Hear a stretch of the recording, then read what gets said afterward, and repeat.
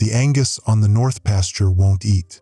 I'm standing at the fence line, the good barbed wire, 4-strand, the kind Dad put in back in '89, watching 90 head of black Angus just standing there. Not grazing, standing. It's 6:47 a.m. and they should be tearing into that new grass like they've got a month to live. My name's Glenn Pritchard. I run 1,200 acres of cattle ranch outside Choteau, Montana. Been doing this since I was 14, which is, hell, 31 years now. Know what cattle do? They eat. They eat when it's cold. They eat when it's hot. They eat when they're sick. They don't just stand there staring at nothing. Glenn? Coffee's getting cold. That's my wife, Diane. Been together since high school. She's up at the house, the original homestead cabin, expanded 3 times, most recent addition in 2003 when the cattle prices were good and we could afford the second bathroom. Our daughter Becca's probably still asleep. 16. Junior at Choteau High. Has practice after school today, volleyball, she's outside hitter, damn good too. I'm not going back for coffee yet. Something's wrong with the cattle and I need to stop thinking like that. They're fine. Probably just the weather. We had that cold snap 2 nights ago, down to 18 degrees, unseasonable for late September. Maybe it stressed them. Cattle get stressed, they act weird. That's normal. That's. The closest steer turns its head toward me. Doesn't walk over like they usually do, hoping for the mineral supplement I sometimes bring in the Ford. Just turns its head, watching me. The others aren't even chewing cud. 12 years raising Angus. I've never seen them all just stop like this. My phone's buzzing. Diane again, probably.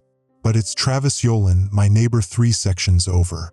We share fence maintenance on the property line, split costs on the tractor repairs, normal ranch cooperation stuff. Travis, you up early. Glenn, your cattle acting strange? My stomach does something. Drops maybe. Contracts. Define strange. Mine won't eat. Just standing in the south pasture. All of them. Called Doc Halvorsen, but he's not picking up. Probably out on a call. Was gonna check if you're seeing anything similar before I worry too much about it. You know how cattle are. Yeah, mine too. North pasture.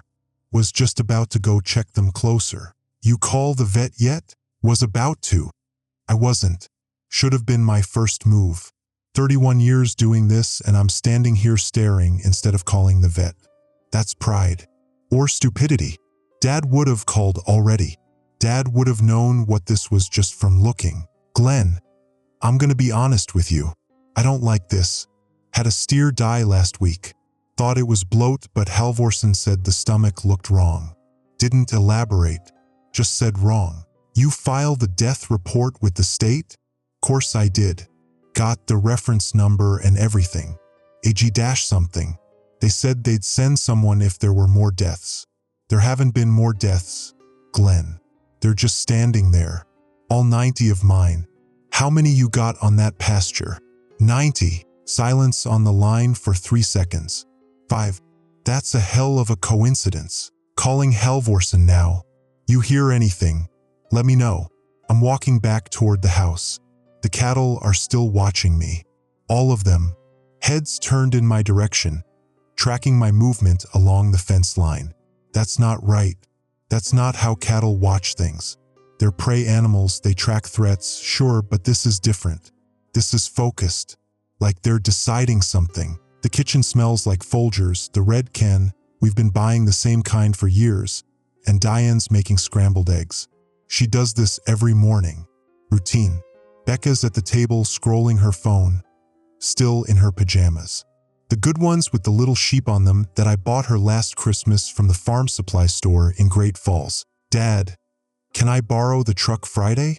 Kayla's parents are being weird about her driving to the game in Helena. Ask me Thursday. Dialing. Halvorsen. It goes to voicemail. Doc, Glenn Pritchard. Got a situation with the North pasture herd. They're not eating. All 90 head just standing there. Travis Yolen's seeing the same thing. Call me back soon as you can. Diane's looking at me. She knows the voice I use when something's wrong with the cattle. We've been married 18 years. Since she was 19 and I was 22. and she knows all my voices. How bad? Don't know yet. Probably nothing. Stress from the cold snap, maybe. Glenn, I don't know yet, D. Let me go check them closer. You and Becca stay up here. Why would we need to stay up here? Because every instinct I have from 3 decades of working with 1,500-pound animals is screaming at me that something is fundamentally wrong with the way they're standing there watching me. Because Travis's steer died with a stomach that looked wrong. Because 90 cattle from 2 different herds are exhibiting identical abnormal behavior simultaneously. Just wait for me to call. Okay? Shouldn't be more than 20 minutes. I'm taking the Ford F-250, 2016 extended cab, the one with the dent in the passenger door from when Becca backed it into the barn, down the access road toward the north pasture. The cattle see me coming. They don't move away like they should. They just watch. I park 30 yards from the fence, leave the engine running. The morning light's getting better now. Sun coming up over the Rockies to the west. That good early light that shows everything clear. The cattle are standing in a loose group, not bunched for warmth, not spread out grazing, just standing. The closest one, the big steer, the one I've been watching all season because he's good breeding stock, probably 800 pounds, turns fully toward the truck. The others turn with him, synchronized. That's the wrong word because it implies coordination, and cattle don't coordinate. But that's what it looks like. I'm getting out of the truck. This is probably stupid, but I need to see them closer, need to check their eyes, their mouths, their movement. Dad taught me that you can diagnose most cattle problems by watching how they move. Hey now, easy. I'm at the fence. The steer's maybe 15 feet away. His eyes they're wrong. The pupils look dilated. Not sick dilated, not like pink eye or infection. Just wide. All pupil. He's staring at me and I can see, no, that's my imagination. I'm seeing things that aren't there because I'm spooked. But he's moving toward me. Slow. Not the way cattle approach when they're curious or hoping for food. Deliberate. The others are moving with him. 90 head of Angus. Market weight 800 to 900 pounds each. Moving toward the fence in unison. I'm backing toward the truck.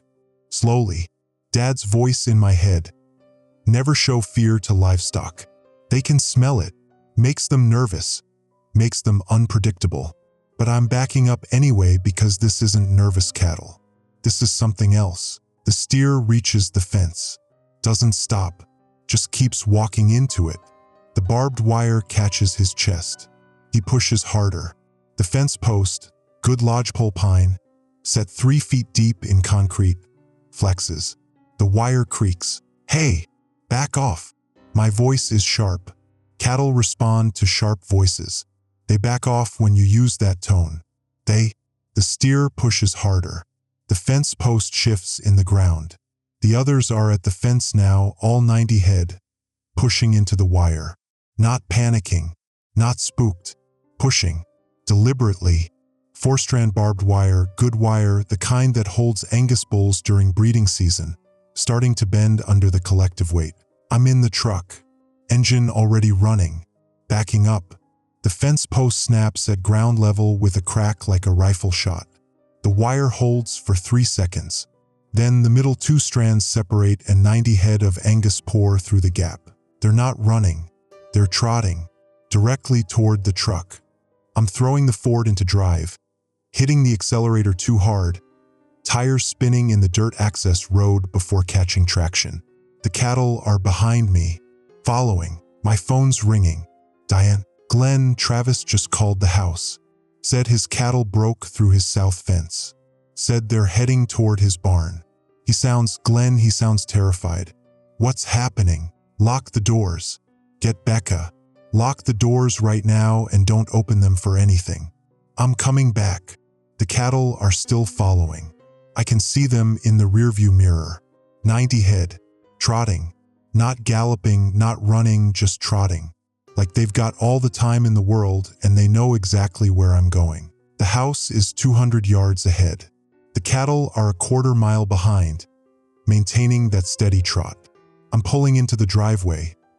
Gravel needs regrading, been meaning to do it all summer, and Diane's already at the door. She's seen my face. Inside. Now. Glenn, what? Inside. The kitchen door locks behind us. Deadbolt.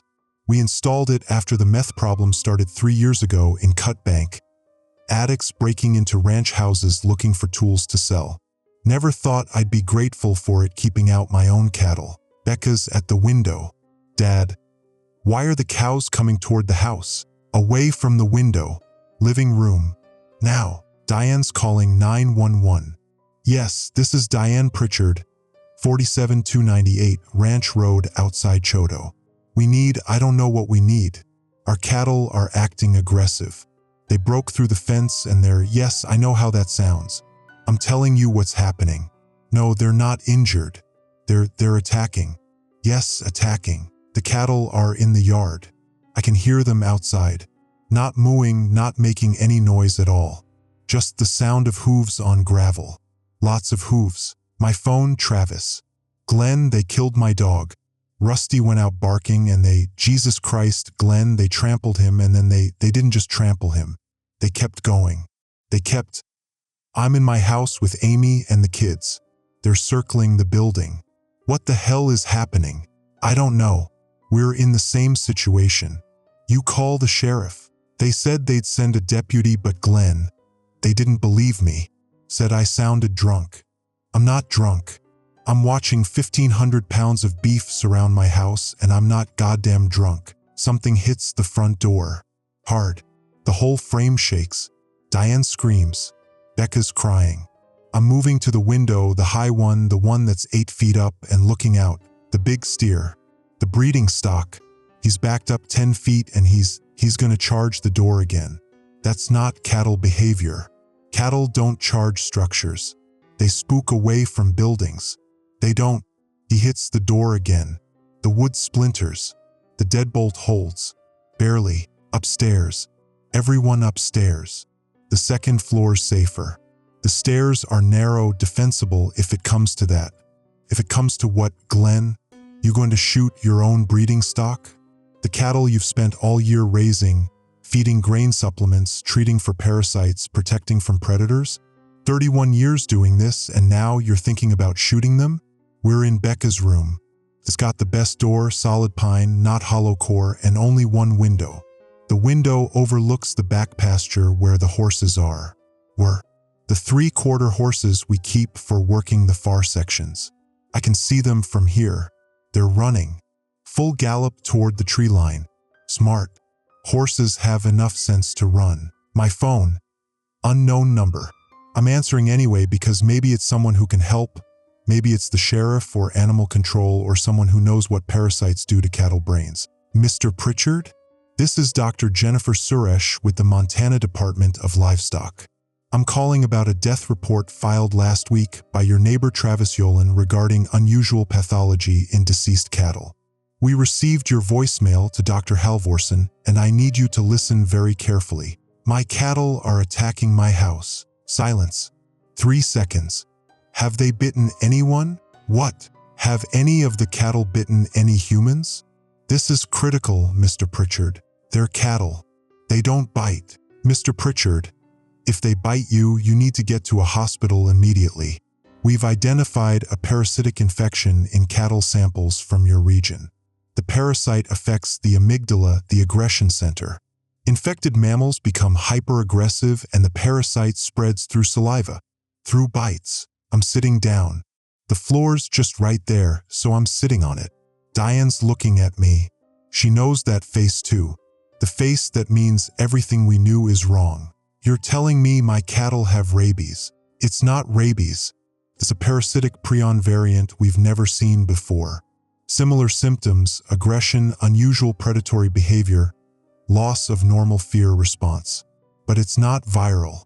It spreads through saliva contact, through bites, through any mammalian fluid exchange. Mr. Pritchard, do you have any other mammals on your property? Horses. 3 horses. They ran. They'll need to be destroyed if they're captured. If they bite other animals, Mr. Pritchard, this spreads to all mammals. Cattle, horses, dogs, cats, wildlife. We've been tracking this for 6 days. Started at a feedlot in Great Falls. thought it was contained. Clearly it wasn't. You knew about this 6 days ago? We thought we had it contained, she repeats. Her voice has changed. Defensive. The initial outbreak was isolated to one facility. We euthanized the entire feedlot population, 1,100 head, burned the carcasses, quarantined the facility. But something got out. Coyote maybe, or dogs. We don't know. By the time we realized it had spread to surrounding ranches. How many ranches? 14 confirmed. Yours makes 15. Mr. Pritchard, I need you to stay inside. Do not let the cattle get close to any humans.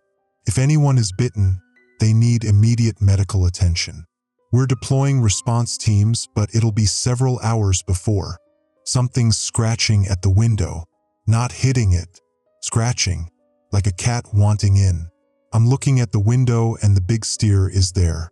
8 feet up. He's standing on his back legs. Front hooves against the siding. Head level with the window. Scratching at the glass with his hooves. Looking directly at me. They're climbing. What? The cattle. They're standing on back legs to reach the second floor window. That's not, cattle don't do that. Their skeletal structure isn't built for. The parasite alters neurology and musculature. We've seen infected cattle demonstrate behaviors that should be physiologically impossible. Mr. Pritchard, stay away from the windows. The glass cracks. The steer's hoof has cracked the glass. He's hitting it harder now, deliberately targeting the same spot. The crack spreads like ice breaking, that spiderweb pattern. Diane's pulling Becca into the bathroom. The bathroom has no windows, just the small ventilation shaft. How long until your response teams get here? 3 to 4 hours. They're coming from Helena and Billings. We didn't have teams staged in your area because we thought. You thought you had it contained. You said that already.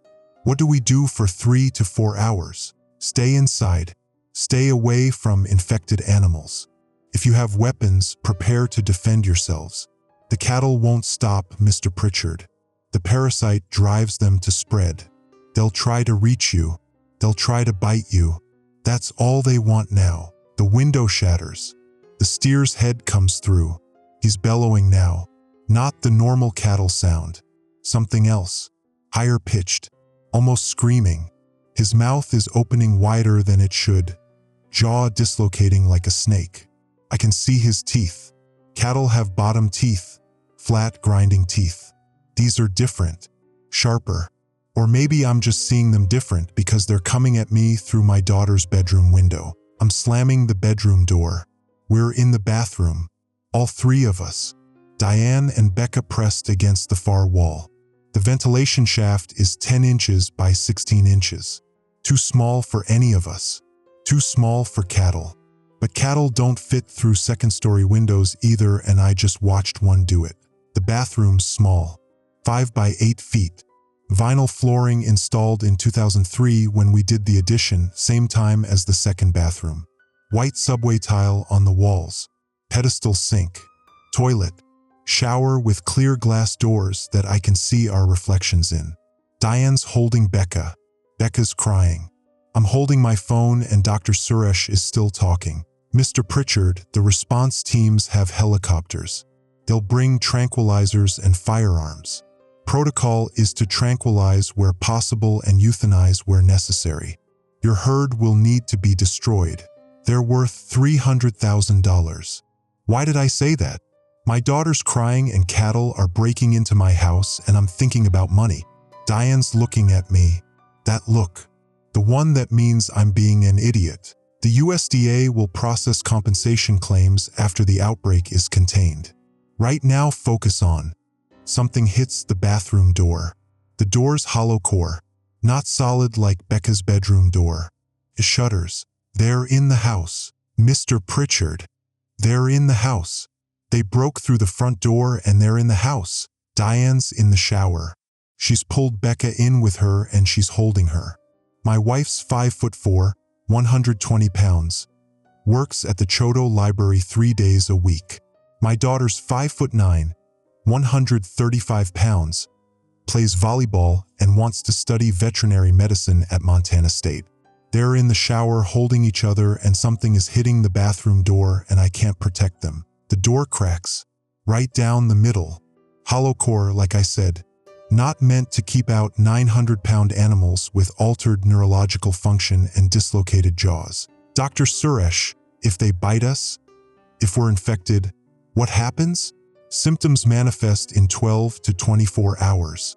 Increased aggression, loss of higher cognitive function, eventual progression to the predatory behavior you're witnessing. Mr. Pritchard, we don't have treatment. We're working on it, but right now we don't have treatment. The door splinters. I can see the steer's head. That mouth. Those teeth. He's pushing through and the door frame isn't going to hold. Travis is calling. I'm looking at my phone and Travis is calling and the steer's coming through the door and I need to make a choice here. I can't do both. I can't. Travis. Glenn. I got Amy and the kids in the panic room. You remember the panic room I built after that home invasion in Dutton? Said I was being paranoid. Well, I'm in it now and the cattle are in my house and I can hear them out there. How many you figure this thing spreads to? Dr. Suresh, she's with the Department of Livestock, says it spreads through saliva, through bites, any mammals. We got dogs in Choto. We got cats. We got the elementary school with 200 kids right there on Main Street. Glenn, if this gets to town. It's already in town. Has to be. Your horses ran, right? My horses ran. They're heading somewhere. Probably toward water, toward other animals. This thing spreads.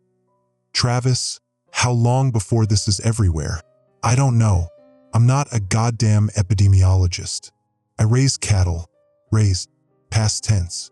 Amy's asking me what we do if the panic room isn't enough. What do I tell her? The steer's through the door. I'm in the bathroom with my wife and daughter and a 900-pound animal with teeth that shouldn't exist and altered musculature that lets it climb stairs. The bathroom's too small for all of us. Not enough room. Diane's screaming. The steer's moving toward the shower. That's where the people are. That's where the mammals with saliva are. That's where the parasite can spread to new hosts. I'm between them. Between the steer and the shower. This is stupid. This is the kind of stupid that gets ranchers killed every year. You don't get between cattle and what they want. But what they want is my family, and I've been raising cattle for 31 years, and the one thing I know is you can redirect cattle if you make yourself worth redirecting to. Here. Over here. Waving my arms. The steer turns. Looks at me. That's all it takes. That split second of attention and I'm running. Out of the bathroom, down the hall, the steer following. Heavy hooves on the hardwood floor we installed when Becca was 5. She picked the color. Honey maple, she called it. Thought it was pretty. The stairs. I'm taking them down. The front door's open. Destroyed. Hanging off hinges. The other cattle are in the living room. Not all 90, maybe 20. The rest are outside still, circling. The ones inside turn when they see me. All of them, like they're connected, like they share one brain. I'm out the door, running toward the barn. The cattle are following. Not fast. That same trot. Steady. Patient. Like they know I'll get tired eventually. And I will. I'm 45 years old. Bad knee from a bull riding accident when I was 19. 30 pounds overweight from Diane's cooking and my lack of exercise. I'll get tired and they'll catch me. The barn. I'm inside. It's dark. Smells like hay and diesel fuel and motor oil. The Ford's still running out front. Keys in the ignition, but I'd have to get past the cattle to reach it. The barn has another door. Back door. Leads to the equipment yard. My phone, Diane. Glenn, they left. They followed you and they left. Where are you? I'm in the barn. You and Becca need to get to the truck. Front door. Keys are in it. Drive to town. Get to the sheriff's office. Tell them everything. Glenn, drive to town right now. Don't argue with me. Just go. I can hear the cattle outside, scratching at the barn door. That same scratching sound from the window. Patient. Persistent. The door's good though. Solid. Steel frame. Dad installed it in '94 after a bear got in and killed a calf.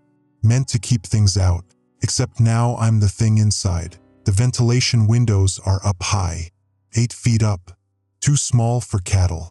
But the main door's not going to hold forever. I can hear them pushing against it. That same collective push that broke through the fence. 20 cattle, 900 pounds each, 18,000 pounds of pressure against one door. My phone? Dr. Suresh. Mr. Pritchard, we've been informed of situation at multiple ranches in your area.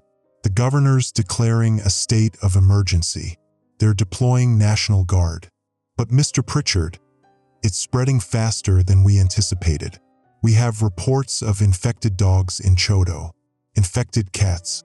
The elementary school's been evacuated. We're recommending complete lockdown of all population centers within 50 miles of the initial outbreak. Where was the initial outbreak? You said Great Falls Feedlot. Which one? Overland Cattle Company. That's where I buy my grain supplement. That's where I bought 2 tons of feed 3 weeks ago. Picked it up myself.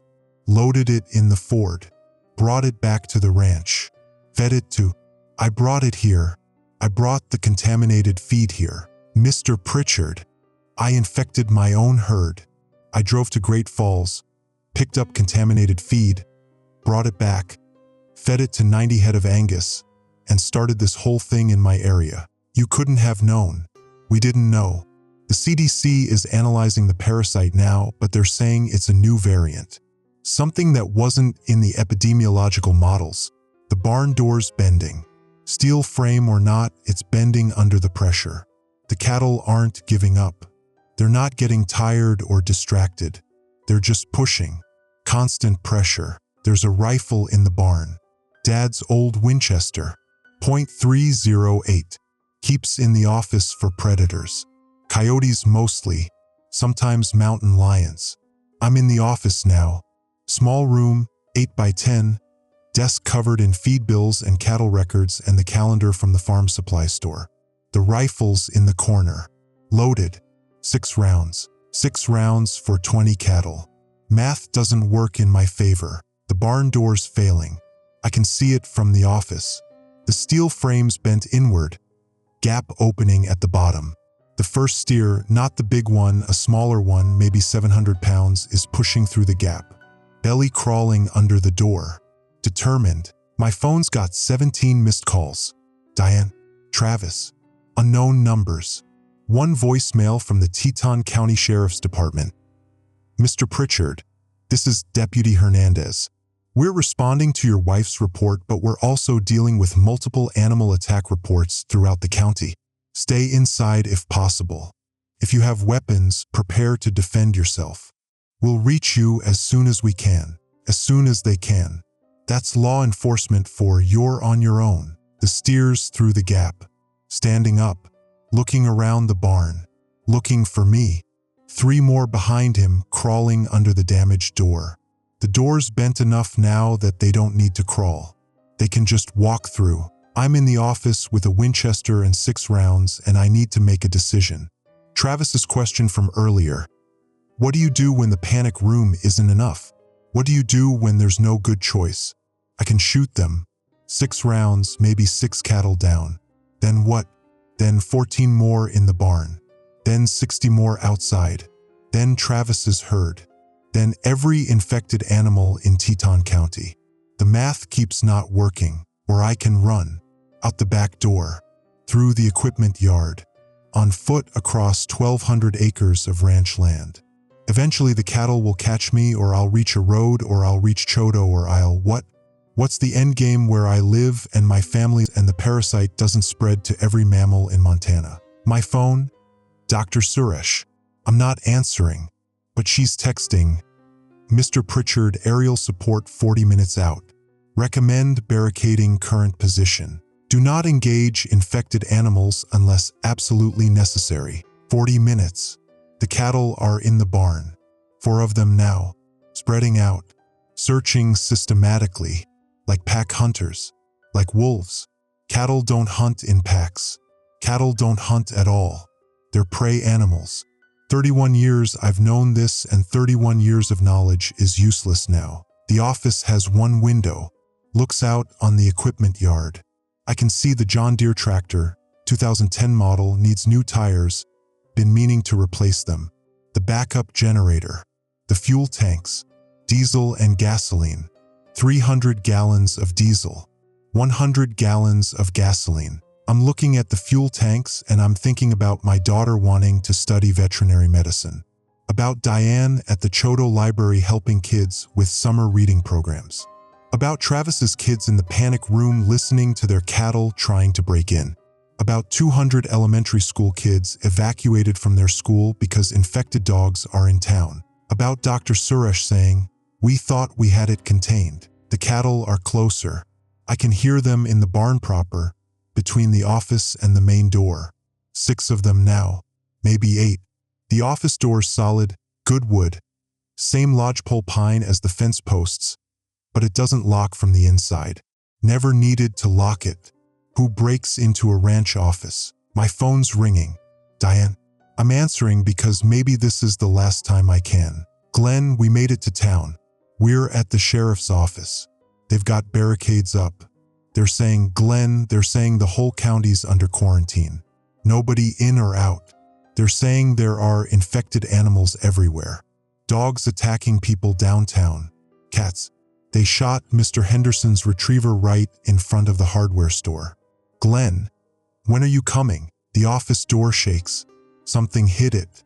Hard. Dee, listen to me. You and Becca stay in town. Stay in the sheriff's office. Don't leave no matter what. You understand? Don't leave. Glenn, I love you. Tell Becca I love her. Tell her she's going to be a great veterinarian. Tell her. The door splinters. Different sound than the bathroom door. Deeper. The lodgepole pines putting up a fight. But there are 8 cattle on the other side and physics doesn't care about good wood. Glenn, what's happening? What's that sound? I need to go, Dee. Glenn, I'm hanging up. That's the worst part. Not the cattle breaking through. Not the choice I'm about to make. Hanging up on my wife. 18 years married and I'm hanging up on her while she's crying. The Winchester's loaded. 6 rounds. But I'm not shooting the cattle. I'm walking out of the office. The door's cracking but hasn't failed yet. Out the back door into the equipment yard. The fuel tanks are right there. Diesel and gasoline. The backup generator has a manual starter. Pull cord. Like a lawn mower. The cattle see me. They're coming through the barn, out the back door. 12 of them now. That steady trot. Patient. I've got maybe 30 seconds before they reach me. The gasoline tank has a valve. Manual valve. Quarter turn opens it. Fuel splashing out onto the ground. Diesel tank next. Both valves open. Fuel pooling in the equipment yard, soaking into the dirt, spreading toward the barn. The generator's pull cord needs 3 tries. My hands are shaking. Diane would tell me I'm being stupid. Dad would tell me there's always another option. But the cattle are 15 feet away and I can see their teeth and their dislocated jaws and I know what happens if they bite me. 3rd pull. The generator catches. Sparks from the starter. Small sparks. That's all it takes. The fuel ignites. Not an explosion like in movies. Just a rush of flame spreading across the pooled gasoline and diesel. The cattle don't react, don't back away, don't show fear. They just keep coming through the flames. On fire now, moving slower. The parasite doesn't care about host survival. Only spread. I'm running. Away from the barn, away from the burning cattle toward the tree line. The pine stand where Becca learned to ride horses. Where Diane and I had our first kiss when we were 16. 45 years old.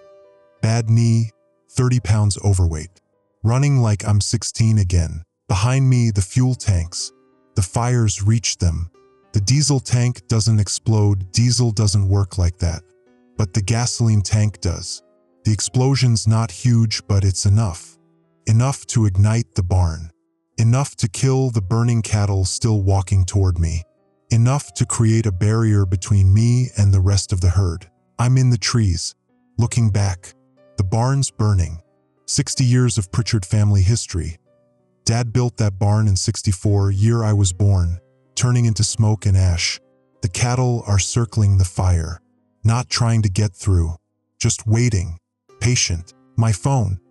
Text from Dr. Suresh. Aerial support 15 minutes. Do you have defensible position? I'm texting back with shaking hands. Burned the barn. Cattle waiting. Tree line. North of main house. Maintain position. Support incoming. The cattle are spreading out. Not circling anymore. Spreading along the fire perimeter. Looking for gaps. They'll find them. The fire won't burn forever. 10 minutes maybe. 15 if I'm lucky. The aerial support is 15 minutes out. The math's not working again. My phone, Travis. Glenn. I can see smoke from your place. Big smoke. What happened? Burned the barn. Trying to keep them away until the National Guard gets here. Glenn, they breached the panic room. The doors rated for forced entry, but they just kept pushing. Amy took the kids up into the attic. There's a crawl space. I'm down here with my hunting rifle and 12 rounds, and I'm looking at 15 head of my own cattle that I raised from calves. And I need you to tell me this ends somehow. Aerial supports 15 minutes out. Travis, you just need to hold for 15 minutes. I can't hold for 15 minutes. They're in the house, they're coming up the stairs, and I've got 12 rounds for 15 cattle. The math doesn't... Glenn, the math doesn't work. I'm hearing gunshots through the phone. 3 shots. 4. 5. Then screaming. Not Travis. Amy. Then the line goes dead. Travis? Travis. Nothing. The cattle at the fire line have found a gap. Eastern perimeter where the flames are weakest. 3 of them pushing through. On fire. Still moving. The parasite doesn't care about the host surviving. Only spreading. I'm deeper into the trees. The pine stands thick here. Old growth. Trees Dad never cut because they're too close to the house, too useful for windbreak. The cattle are following. Slower now. The fire damaged them. They're limping. One of them collapses. The other 2 keep coming. My phone. Unknown number. Mr. Pritchard, this is Captain Reeves with the Montana National Guard. We're 7 minutes from your position. I need you to mark your location. Do you have anything that produces smoke? The barn's already burning. You can't miss it. Copy that. Mr. Pritchard, once we arrive, we'll establish a perimeter and begin systematic elimination of infected livestock. This will involve sustained gunfire. Stay in the tree line and keep your head down. My neighbor Travis Yolen. His ranch is 3 miles northeast. His family's under attack. They breached his safe room. We're aware. We have 4 teams deployed across the county. The Yolen Ranch is on the list. Mr. Pritchard, I need you to understand something. We're seeing infection rates beyond initial projections. Dogs in Chodo, cats, wildlife. A pack of infected coyotes attacked a school bus outside Dutton. We shot them, but not before. Not before they got to the driver. The kids on the bus evacuated safely. But Mr. Pritchard, this is bigger than your ranch. Bigger than Teton County. We have reports from Lewis and Clark County. From Cascade. This thing's spreading through the wildlife population and we can't. We don't have the resources to contain it. The burning cattle are 20 feet away. Still coming. I'm raising the Winchester. 6 rounds. 2 infected cattle. This math works at least. First shot. Center mass on the lead steer. He drops. The parasite doesn't provide supernatural resistance to .308 rounds. Second shot. The other steer. Also drops. 4 rounds left. 60 cattle still alive somewhere on my property. Thousands more across Teton County. Tens of thousands potentially across Montana if it's already in Lewis and Clark and Cascade. The helicopter's audible now. That distinctive thump of rotor blades. Coming from the south. I can see it, Black Hawk military markings. M240 machine gun mounted. They're not coming to rescue me.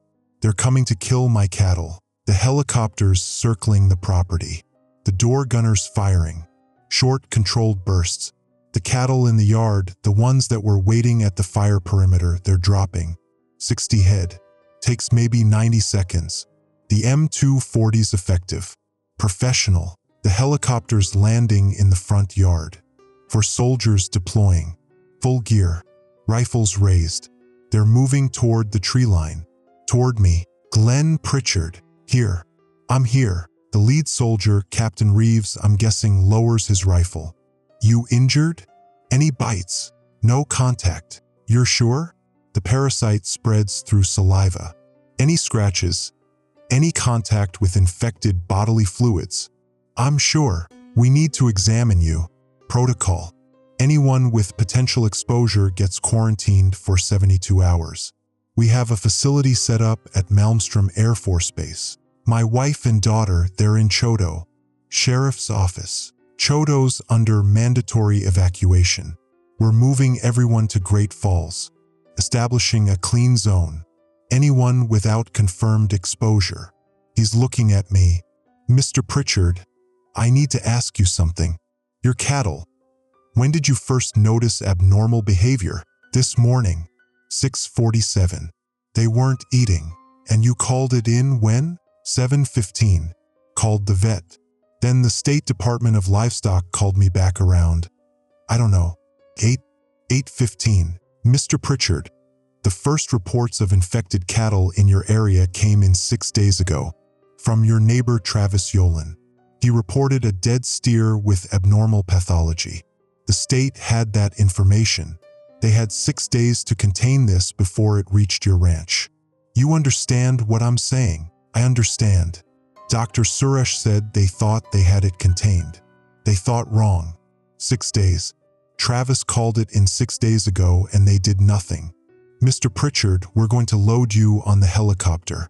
Take you to Malmstrom for observation. Your family's being transported there as well. But I need you to understand, this situation's escalating. We have infected animals across 4 counties. Wildlife populations are spreading it faster than we can track. The governor's requesting federal emergency declaration. CDC's deploying additional teams. But Mr. Pritchard, you can't contain it. No, sir, we can't contain it. The quarantine facility at Malmstrom's a repurposed hangar. Cots arranged in rows. 200 people, maybe 300. All of us with potential exposure. All of us waiting to see if we start showing symptoms. Increased aggression. Loss of higher cognitive function. Eventually the predatory behavior. Diane and Becca are 8 cots down. I can see them from here. Diane's holding Becca. Same as she did in the shower. Same as she's been doing for 3 days now. They let me talk to them twice a day. 15 minutes each time. Always with medical personnel present. Monitoring for symptoms. How you feeling, Glenn? That's Dr. Marchant. He's been assigned to my case.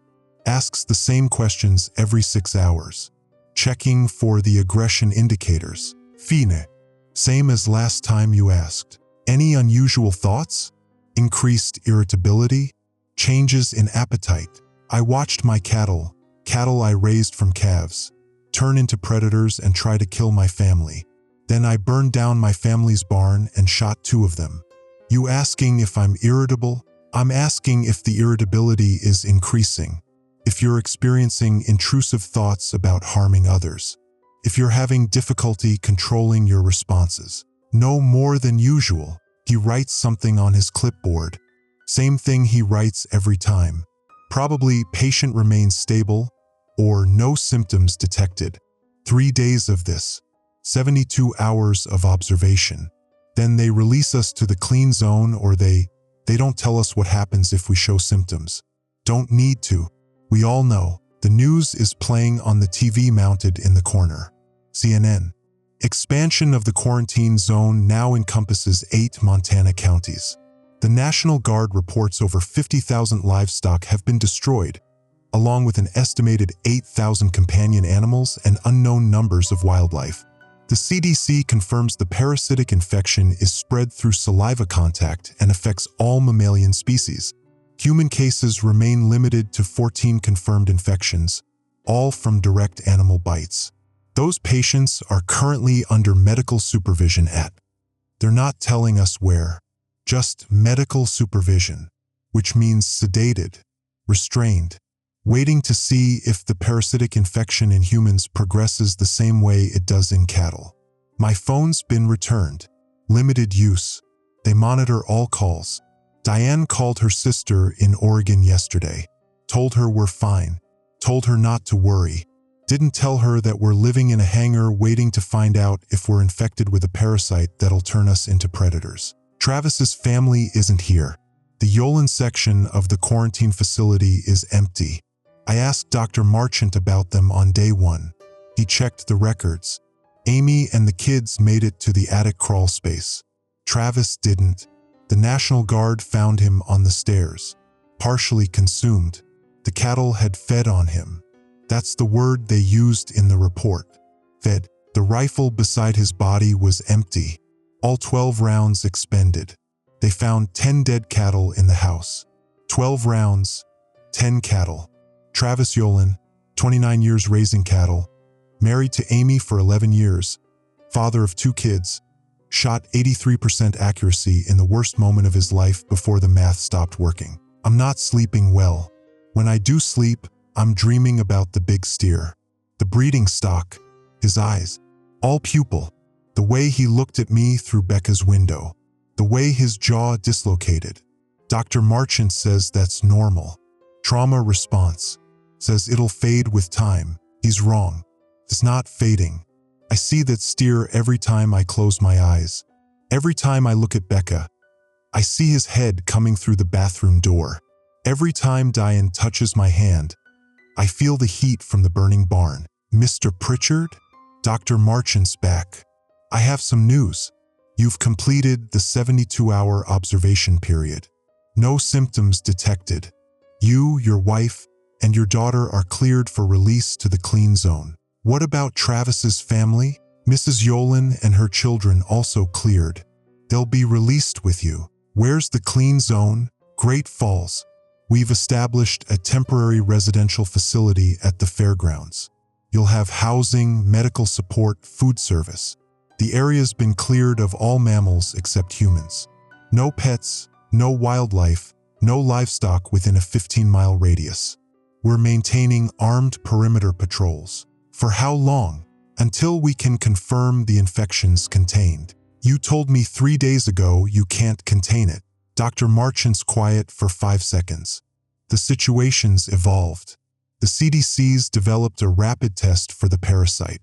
We're screening all evacuees. Anyone with active infection is being treated in specialized facilities. Anyone who's been exposed but isn't showing symptoms is being monitored in the clean zone. We've destroyed all infected livestock we can find. We're trapping and eliminating infected wildlife. The models suggest we can achieve containment within 6 to 8 weeks if what? If the infection hasn't spread beyond Montana's borders. We have confirmed cases in Wyoming now. A pack of infected elk crossed into Yellowstone. Infected wolves in Glacier National Park. We're working with federal authorities to establish a containment perimeter around the entire state. You're quarantining Montana. It's a voluntary evacuation with restricted entry. We're not forcing anyone to stay. But anyone leaving Montana goes into 72-hour quarantine at the border.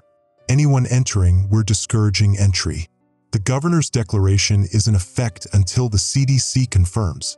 You don't know when this ends. No, sir, we don't. Diane and Becca and I are in a tent at the Great Falls Fairgrounds. 10 feet by 12 feet. 3 cots. Shared bathroom facilities are 40 yards away. 200 other families in identical tents. We're allowed outside during daylight hours within the fenced perimeter. Armed guards every 30 feet. Watching for infected animals. Watching for us too, probably. Making sure nobody's showing symptoms. Becca's not talking much. She sits on her cot scrolling her phone. They gave us phones with limited internet. Can't access social media. Can't post anything, just news and approved websites.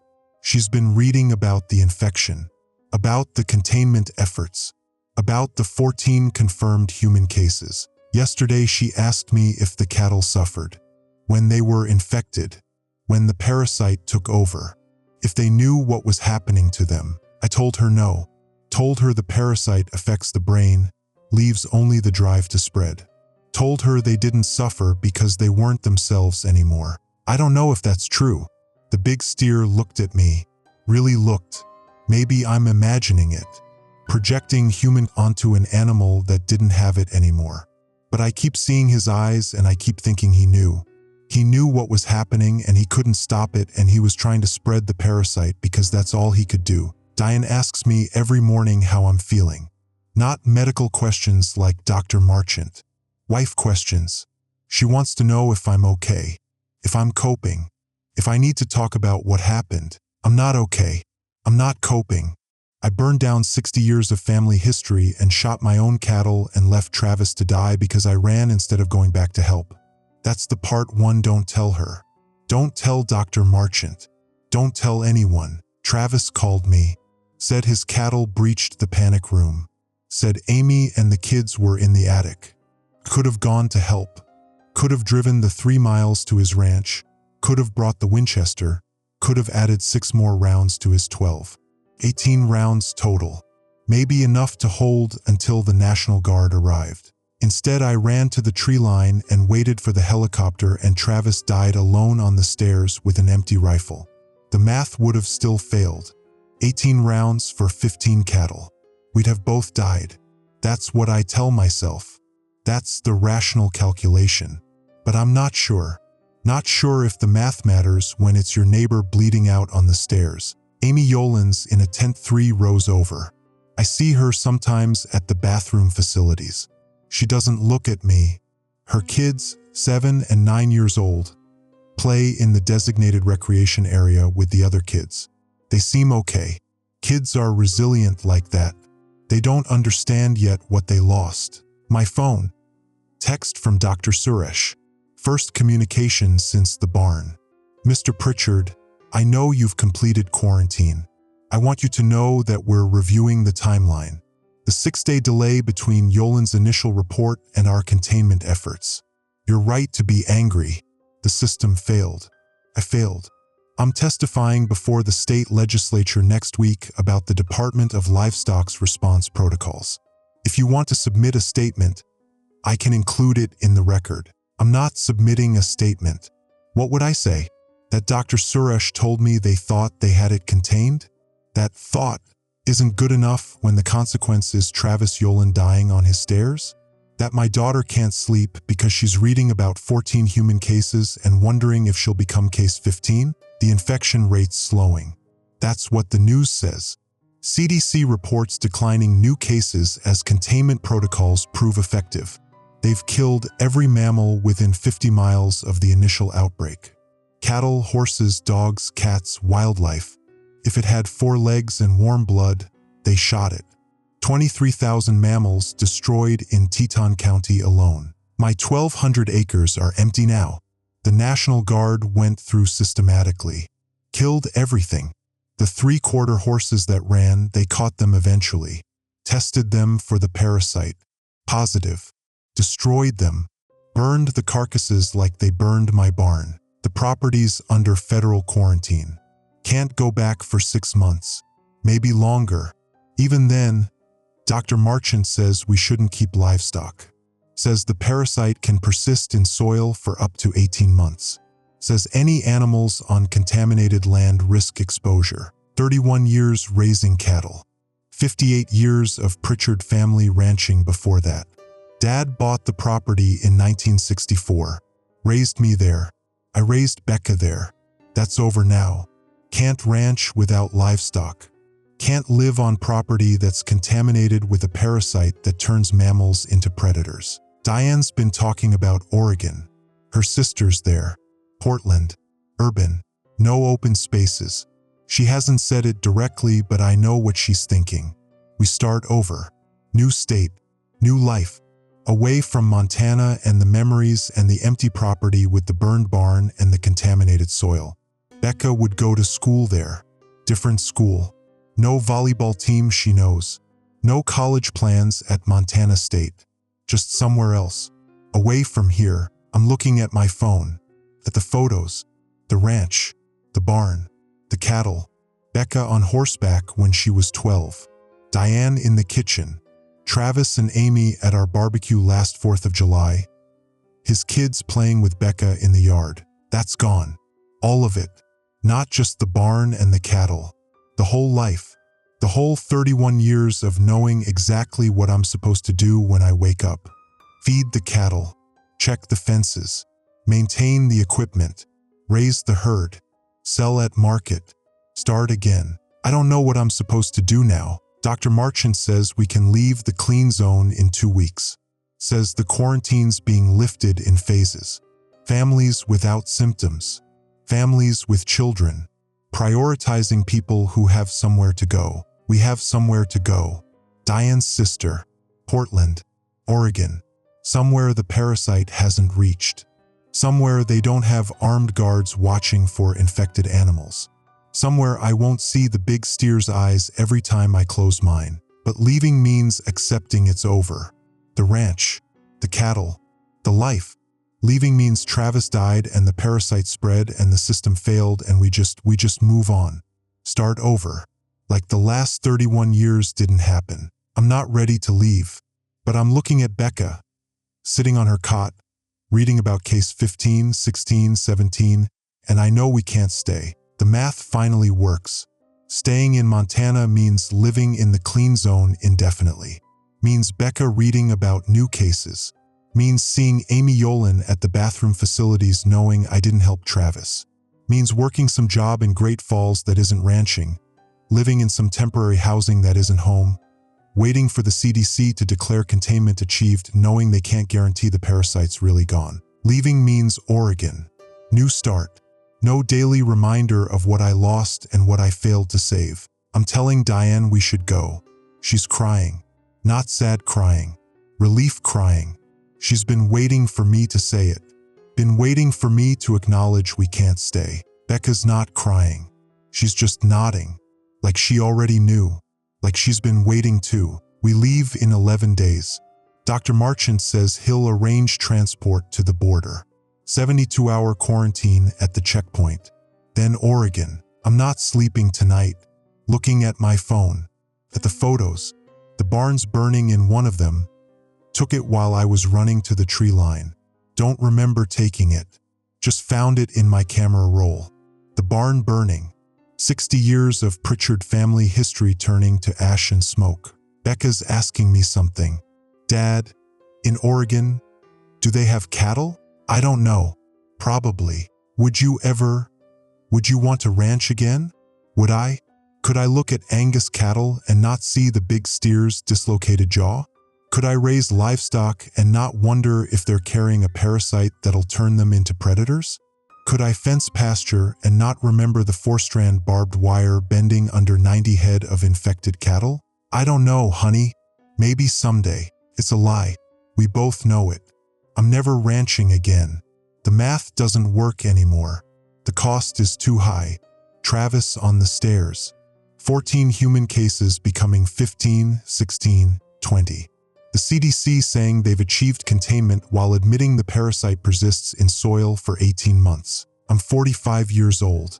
Started ranching at 14. 31 years. That's 68% of my life. I don't know who I am without it, but I'm going to find out. In 11 days. At the Oregon border. In Portland with Diane's sister. Starting over. The tent's quiet now. Diane's asleep. Becca's asleep. 200 other families in identical tents. All of us waiting to leave. Waiting for the CDC to tell us it's safe. Waiting for something that'll never come. The certainty that it's really over. The certainty that we're really safe. I'm looking at the photo of the burning barn. Zooming in. I can see the cattle at the perimeter. Waiting. Patient. Still infected. Still driven by the parasite to spread. The CDC says they killed them all. Says they've eliminated the infected population. Says the containment is working. I'm zooming closer on the photo. On the tree line behind the barn. On something moving there. Four-legged. Too far away to identify clearly. Could be nothing. Could be shadows. Could be, I'm deleting the photo. Right now. Deleting it and emptying the trash folder. Some things you don't need certainty about. Some things you just need to leave behind and never look back and hope the math works out better somewhere else. 11 days until Oregon. 10 days now.